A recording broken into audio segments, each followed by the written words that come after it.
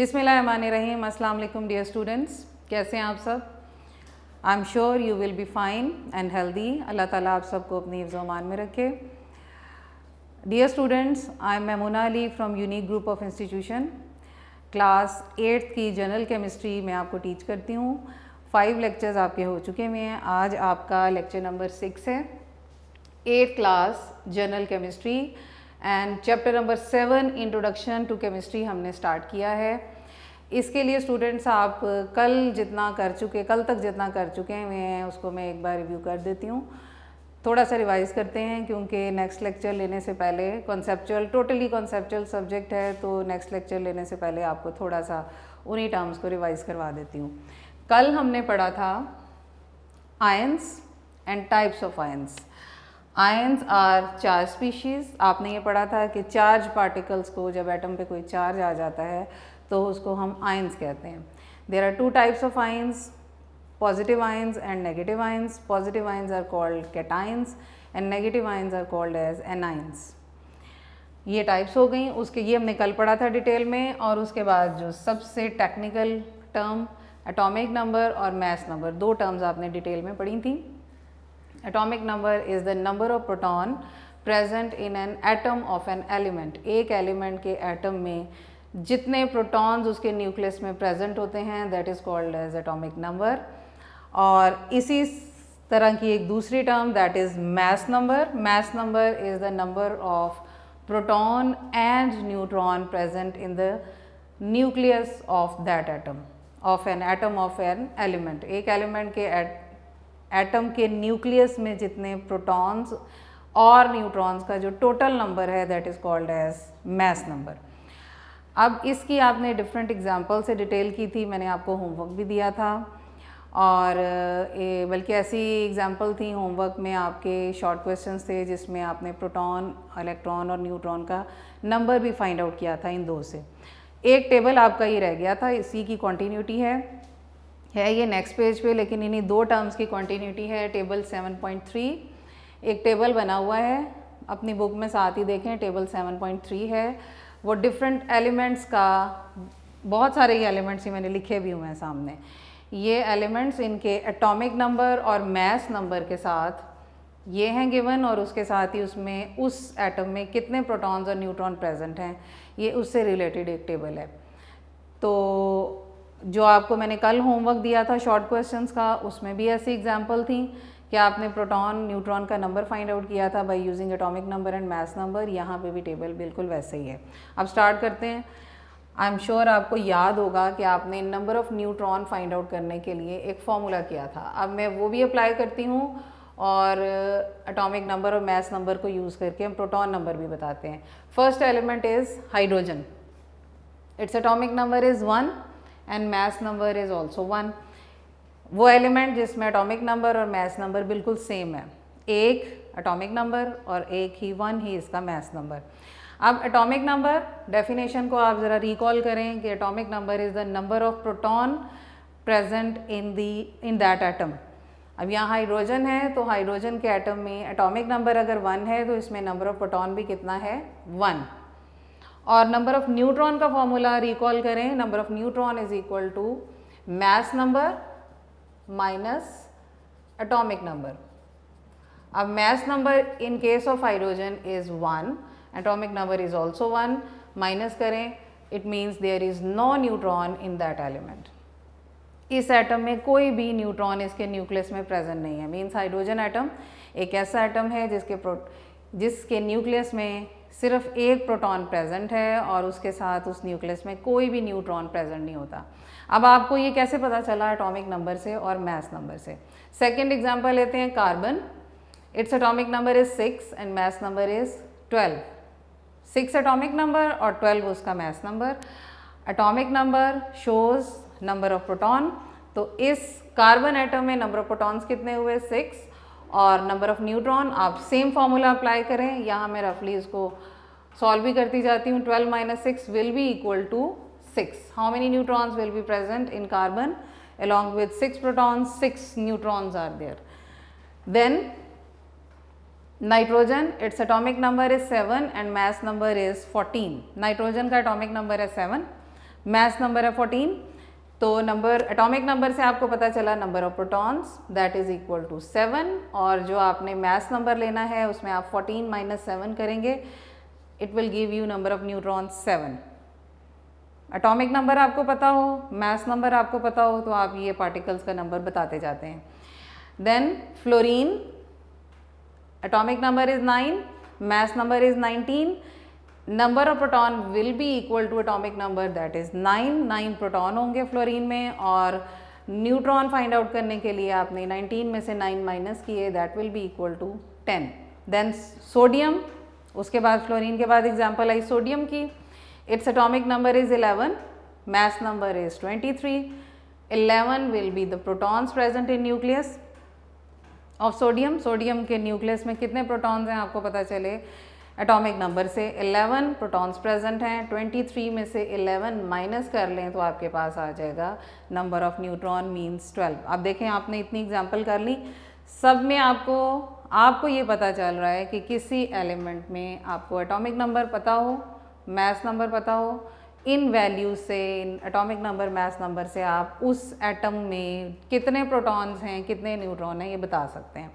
और अगर आपको प्रीवियस लेक्चर याद हो तो उसमें आपने ये पढ़ा था, एक शॉर्ट क्वेश्चन भी आया था कि as a whole atom is a neutral particle के नंबर ऑफ प्रोटॉन और इलेक्ट्रॉन हमेशा इक्वल होता है, तो जब प्रोटॉन का नंबर आ रहा है आप उसे इलेक्ट्रॉन का नंबर भी बता सकते हैं। Then example of magnesium, its atomic number is 12 and mass number is 24, 12 protons and 24 minus 12 will be equal to 12 neutrons। 24 में से आप 12 माइनस कर दें, इसके पास 12 न्यूट्रॉन आ जाएंगे। Then aluminium, it's atomic number is 13 and mass number is 27, there are 13 protons and how many neutrons, 23 minus 27 minus 13 will be equal to 14 neutrons, ये aluminium में हो गए। Then potassium, 19 atomic number and 39 is its mass number. Potassium में 19 atomic number है तो 19 इसके protons होंगे, और 39 minus 90 will be equal to 20 neutrons. Then calcium, its atomic number is 20 and mass number is 40। Atomic number calcium का 20 है, mass number 40 है। How many protons are present in calcium? 20, and 40 minus 20 will be equal to, there will be 20 neutrons in calcium। ये एक table था जिसमें आपको proton neutron का number, atomic number और मास नंबर की इन्फॉर्मेशन है, डिफरेंट बहुत सारे डिफरेंट एलिमेंट्स की एग्जांपल दी हुई है आपको। अच्छा, ये तो वो टेबल था स्टूडेंट्स जो लिंक करता था आपके कल के लेक्चर से एटॉमिक नंबर और मास नंबर से। आई एम श्योर ये आपको क्लियर हो गया होगा कि एटॉमिक नंबर क्या होता है, मास नंबर क्या होता है। एक बार दोबारा देखें कि एटॉमिक नंबर एक्चुअली क्या है, नंबर ऑफ प्रोटॉन, हर एक में ऐसे ही आ रहा है, और मास नंबर क्या है, इन दोनों को जब आप प्लस कर लेते हैं तो ये इसके इक्वल आ जाता है। ये थे मास नंबर, आपका टेबल 7.3 था। इसके बाद स्टूडेंट्स आज का जो आपका नेक्स्ट टॉपिक है ये भी ज़रा मैथमेटिकल किस्म का है। एटॉमिक नंबर और मास नंबर को माइंड में रखना है। अब हम एक नई टर्म पढ़ते हैं, that is molecular mass. Molecular mass, ये मैं यहाँ लिख रही हूँ, molecular mass. Molecular mass is actually the sum of atomic masses, atomic mass of all the atoms present in a molecule in a molecular substance। अब इस definition में students molecular mass mean mass of a molecule, एक molecule का मास। Previous lecture में मैंने आपको ये बताया था कि मास और वेट, दो डेली लाइफ में हम बोलते हैं इस चीज़ का वेट इतना है, इस चीज़ का वज़न इतना है, ये चीज़ इतनी हैवी है, लेकिन आप केमिस्ट्री में और फिज़िक्स में वेट की जगह टर्म यूज़ करते हैं मास। फिज़िक्स में आप पढ़ेंगे कि मास में और वेट में एक डिफरेंस होता है, दोनों की डेफिनेशन एक दूसरे से डिफरेंट है, लेकिन मास एक्चुअली इसकी डेफिनेशन है quantity of matter is called as mass. अब जनरली आप अपने आसानी के लिए ये याद रख सकते हैं कि मैस वेट से रिलेटेड है, कि वेट होगा, उस चीज़ का वज़न होगा। तो molecular mess mean mass of a molecule, और इसके लिए डेफिनेशन वाइज जो आपने जाना है वो इस पे कि this is the sum of atomic masses of all the atoms present in a molecule.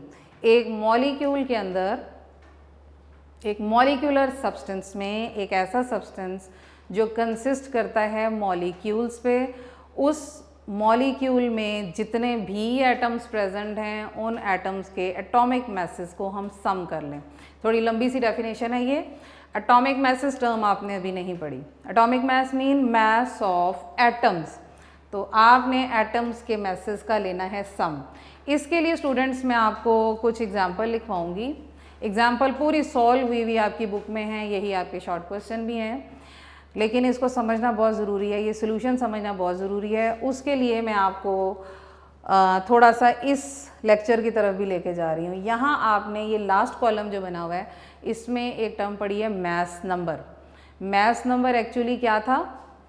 Mess number is the sum of proton and neutron present in the nucleus of that atom. अब यहाँ पे इस definition में आप एक term पढ़ रहे हैं atomic mass. Atomic mass mean mass of an atom. दोनों की डेफिनेशन में स्लाइड डिफरेंस है। 9th क्लास में जाके आपने प्रॉपर डेफिनेशन भी पढ़नी है एटॉमिक मैस की, लेकिन यहाँ मैं आपको सिंपली बता दूँ कि ये मैस ऑफ एन एटम क्या है। मैस ऑफ एटम की जो वैल्यू होती है, एटॉमिक मैसेस की जो वैल्यू होती है इन एलिमेंट्स में, एक्चुअली ये मैस नंबर्स के इक्वल ही होती है। आप अभी 8th क्लास के स्टूडेंट हैं, तो आपको मैं उन डिटेल्स की तरफ नहीं लेके जा रही, बस थोड़ा सा इससे रिलेट करें कि एटॉमिक मैस एक अलग टर्म है।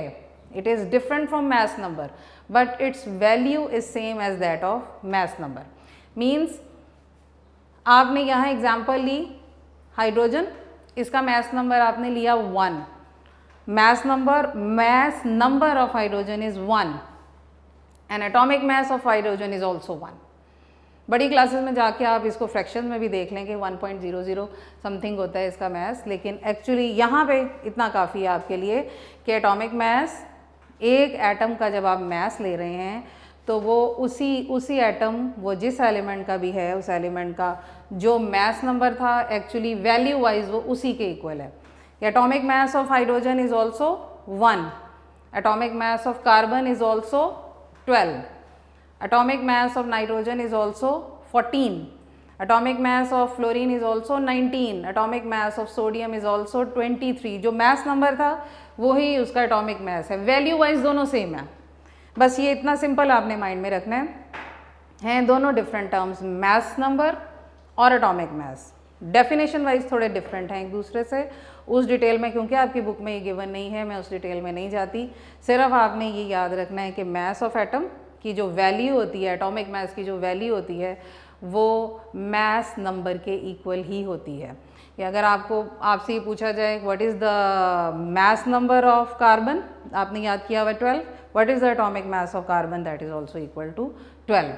कि 12 ही उसका मैस नंबर ही था और 12 ही उसका एटॉमिक मैस भी है कार्बन का। इसी तरह ये जो सारी वैल्यूज़ लिखी हुई हैं, ये मैस नंबर और एटॉमिक मैस दोनों की ही हैं इन एलिमेंट्स में।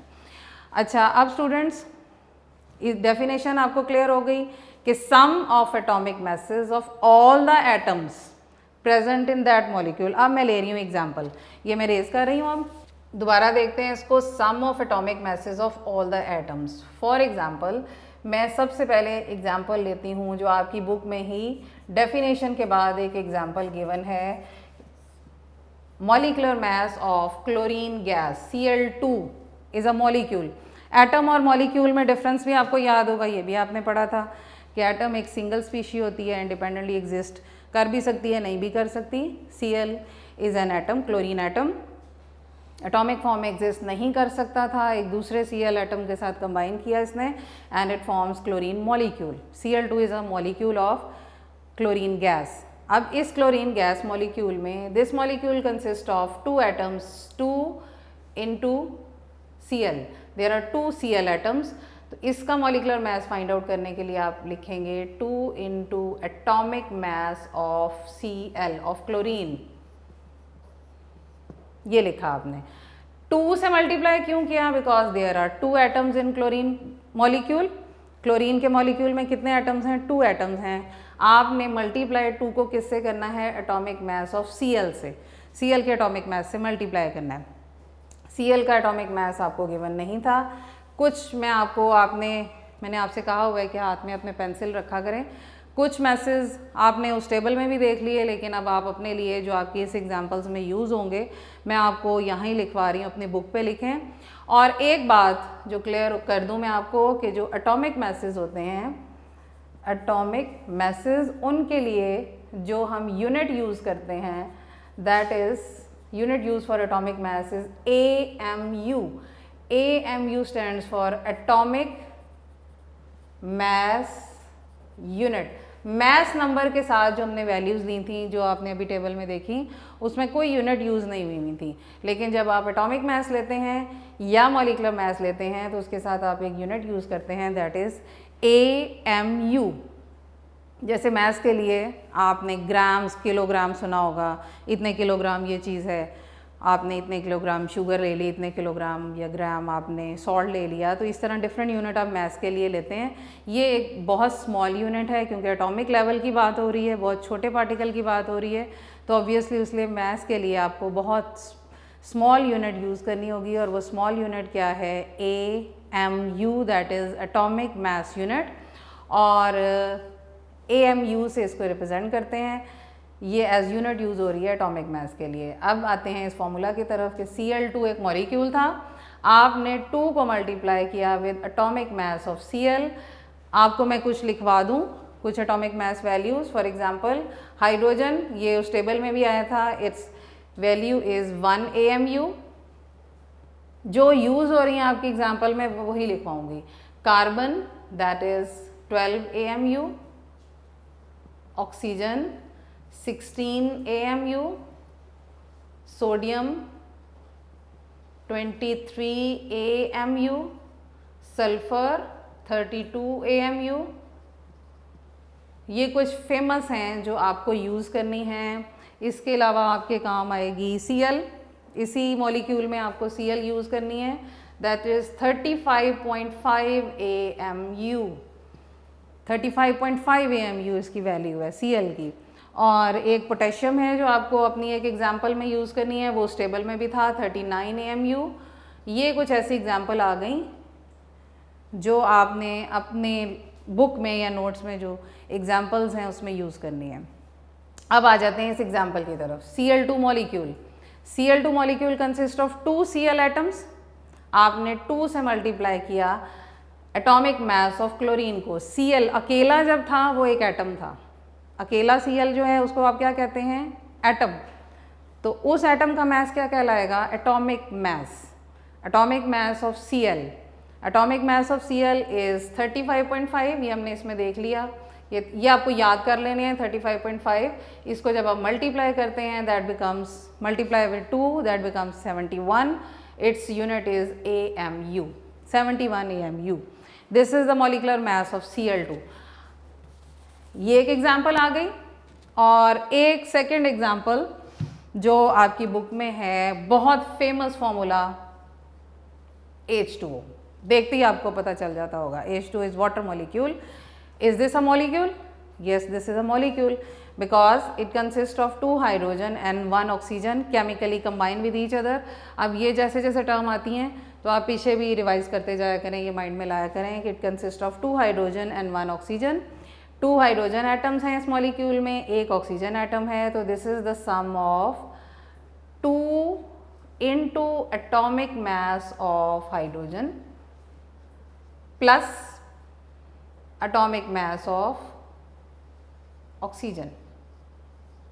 अब मैंने 2 से मल्टीप्लाई किसको किया? एटॉमिक मास ऑफ हाइड्रोजन को। आपको आपका फॉर्मूला ही बता रहा है इसमें, H2O।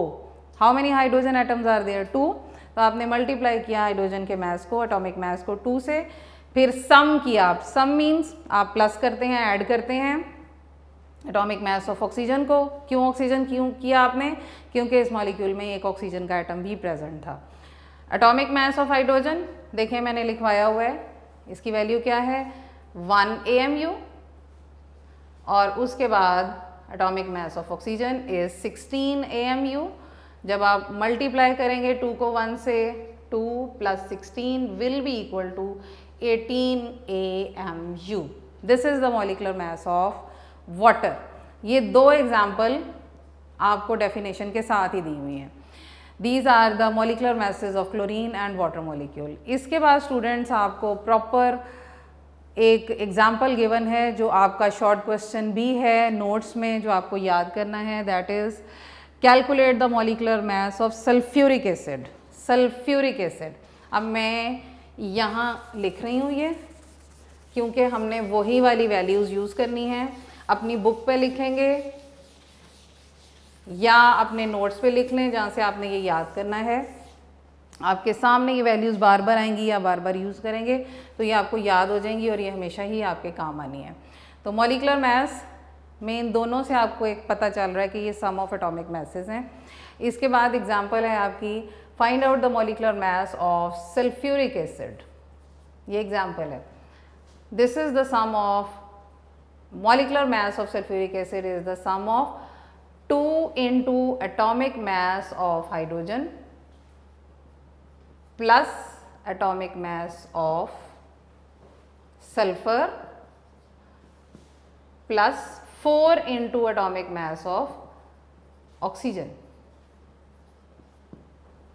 इस पूरे मॉलिक्यूल को गौर से देखें, H2SO4, 2 हाइड्रोजन 1 सल्फर 4 ऑक्सीजन।